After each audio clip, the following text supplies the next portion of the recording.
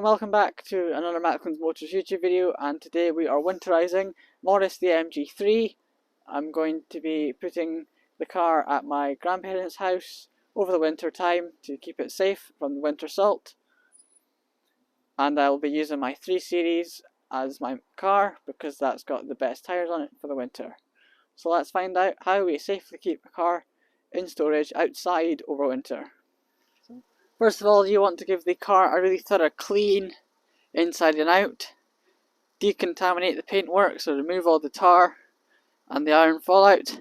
Give it a wee polish and a coat of wax to keep it protected.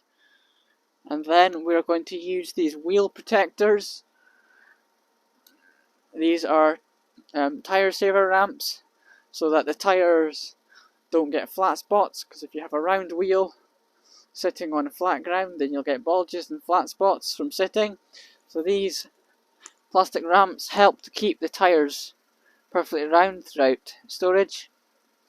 I'll drop a link to the Amazon site on the description so that you can check them out. You will need to buy 2 as they come in pairs.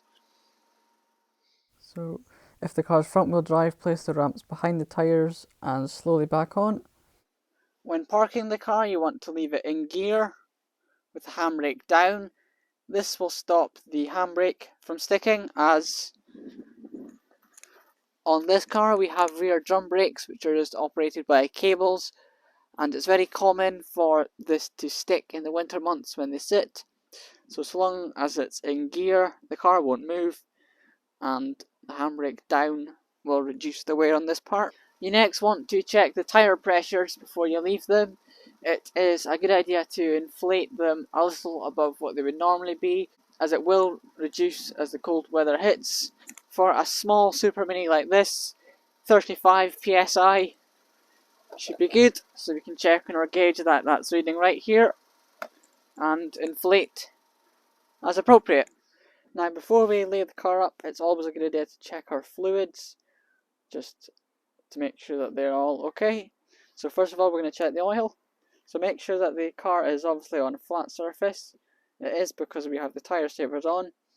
So we're going to take the dipstick out, wait for the engine to cool so that the oil is settled at the bottom of the sump. Take the dipstick out, give it a wipe with kitchen roll.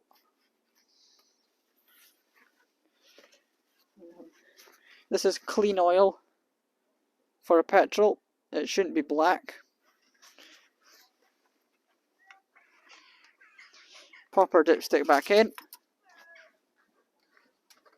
Leave it a few moments. Lift it out. And then check. Check that the oil mark is between the minimum and the maximum. It's a bit hard to focus, but we can see where the trail ends. Here we are, that's perfect. It's bang on the maximum. The oil on the stick is clean. So we're just going to wipe it off and stick our dipstick back in. So that's the oil. The condition is good, the level is good.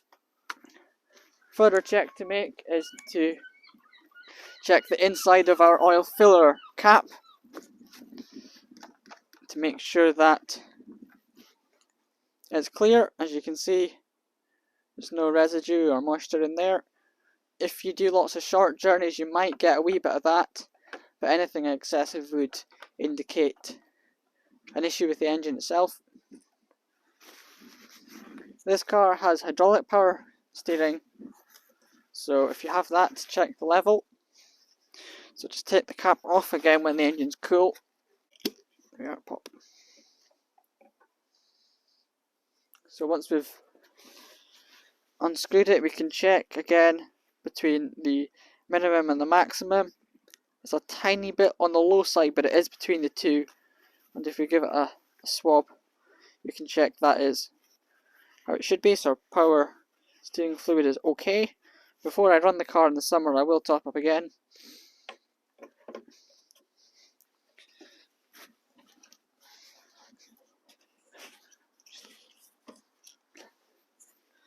And then another fluid that people seem to neglect is the brake fluid. This on most cars should be changed every 2 years at least.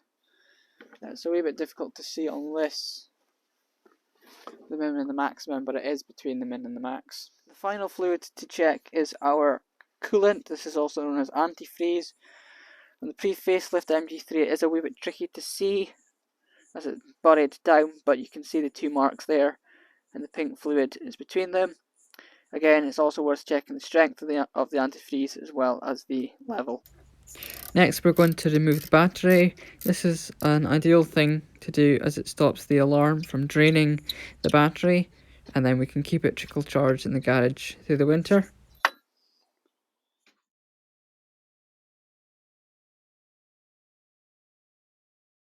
And now this is the part you've all been waiting for, putting the cover on as one final step. This cover is fleece lined so it won't scratch or mark the paintwork, which is obviously ideal. It's breathable so air can flow through it and moisture doesn't get trapped. And it's elasticated at the bottom so it sticks itself to the car so it doesn't flap about. There's a strap on the bottom of it that you fling underneath the car to tie it all up that you'll see in a second. Really happy with this cover, really good quality and fitment, and I'll drop a link to it in the description below.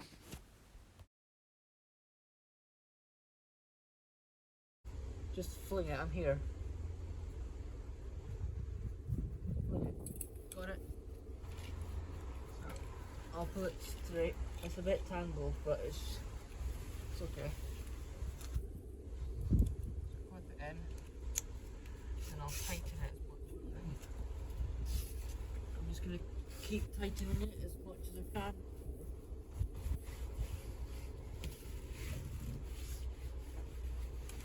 There we are, I'm done. So now we can see the finished product. I've pulled the cover right down so it covers the brake discs and the alloys to keep them dry. The aerial on the top of the car just simply unscrews, so keep that safe. Again, the cover covers right underneath.